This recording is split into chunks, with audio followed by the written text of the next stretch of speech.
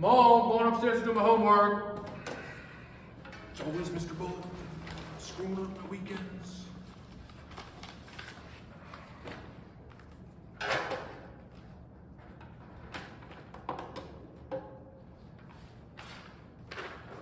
Dang, this thing is short. It's not gonna be easy. Let's just Google the first sentence here.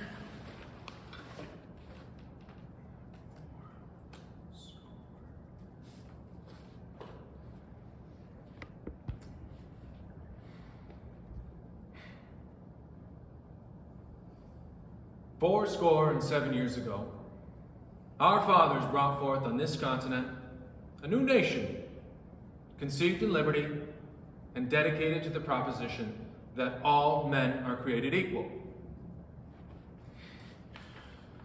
So this is the opening sentence to the Gettysburg Address given by Abraham Lincoln on November 19th, 1863. Fourscore. What does fourscore and 7 even mean? 87 years.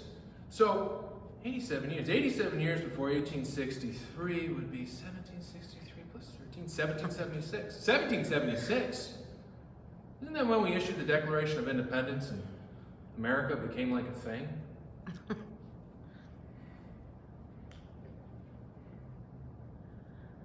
Now we are engaged in a great civil war, testing whether that nation or any nation so conceived and so dedicated can long endure. We are men on a great battlefield of that war. We have come to dedicate a portion of that field as a final resting place for those who gave their lives that that nation might live. It is altogether fitting and proper that we should do this.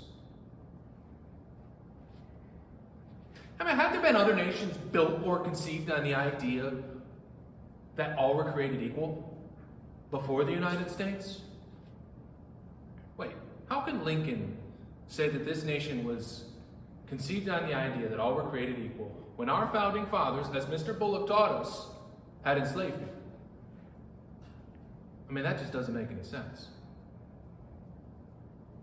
And what battle was he talking about here?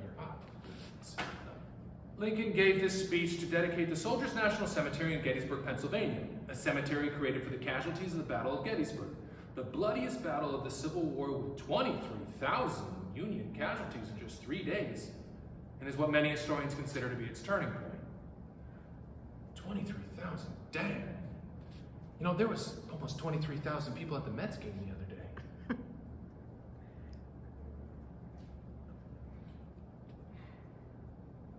But, in a larger sense, we cannot dedicate, we cannot consecrate, we cannot hallow this ground.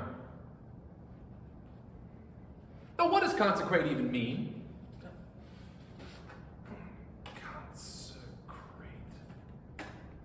Consecrate, to make or declare sacred, to devote to a purpose with or as if with deep solemnity or dedication. All right. So if not Lincoln and whoever was listening to him, who did consecrate it?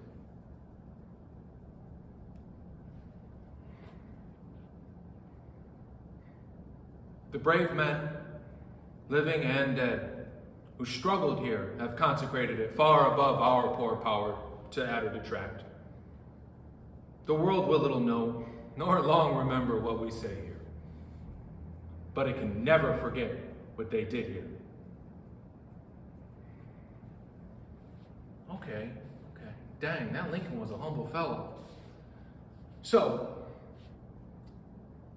if they, in a larger sense, couldn't dedicate or consecrate this cemetery, I mean, why gather everybody together and give this speech?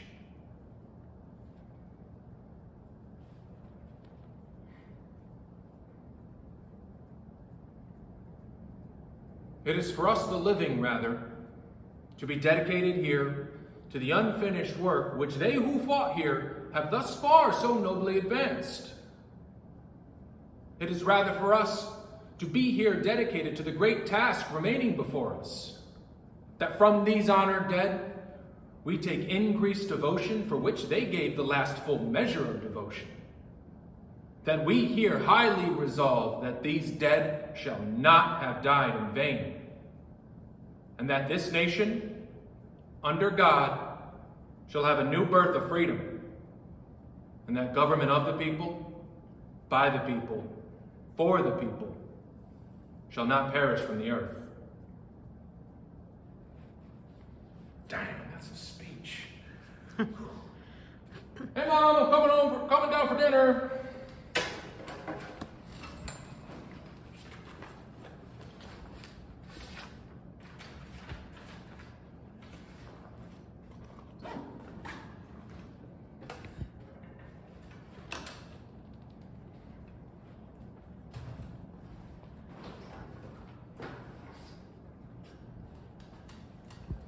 All right, Louis, let's hear what you have to say.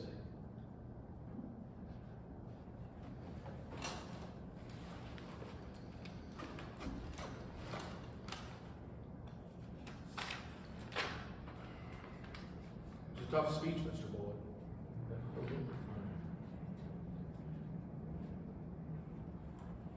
To me, the Gettysburg Address is a reminder.